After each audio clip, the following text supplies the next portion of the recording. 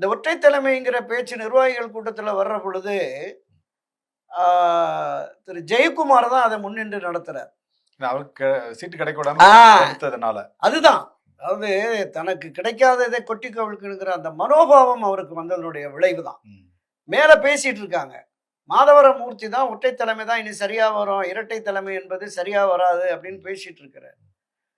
உடனே அவர் முடிஞ்சோடனே அடுத்தது அக்ரி கிருஷ்ணமூர்த்தி ஒற்றை தலைமை என்று பேசுவதை விட கட்சியை வழிநடத்துகிற ஆற்றலும் வலிமையும் உள்ள இணை ஒருங்கிணைப்பாளர் எடப்பாடி பழனிசாமி தலைமையில் தான் அப்படின்னு அங்க பேசிட்டு இருக்கிற போதே ஜெயக்குமார் கீழே வந்து கூட்ட முடியல, முடிவெடுக்கல, கீழே மீடியாவிட்ட கொளுத்து போட்டு போயிட்டார். ஒற்றை தலைமை எடப்பாடி பழனிசாமி தலைமையில தான் அப்படிங்கிற மாதிரி. அதுதான் தொடர்ந்து ஓபிஎஸ் தவறான முடிவை எடுத்தார் என்பதை ஒருபோதும் ஒப்புக்கொள்ள முடியாது. தொடர்ந்து தவறான முடிவுகளை எடுத்து அவருக்கு அழுத்தம் கொடுத்தது என்பது எடப்பாடி பழனிசாமி தான்.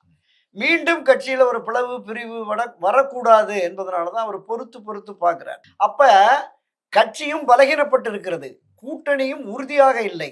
அப்ப கட்சி வெற்றி பெற வேண்டும் என்றால் வலிமை மிக்க ஒன்றுபட்ட அதிமுக வேணும், இல்ல ஒரு வலுவான கூட்டணி வேணும், அதுவும் இல்ல. எப்படி மீண்டும் அதிமுக ஆட்சிக்கு வரும்? இந்த நிலைப்பாட்டிலிருந்து எடப்பாடி பழனிசாமி மாறமாட்டார் என்கிற உறுதியான முடிவுக்கு வந்து திரு ஓபிஎஸ் இந்த முடிவை எடுத்திருக்கிறார்.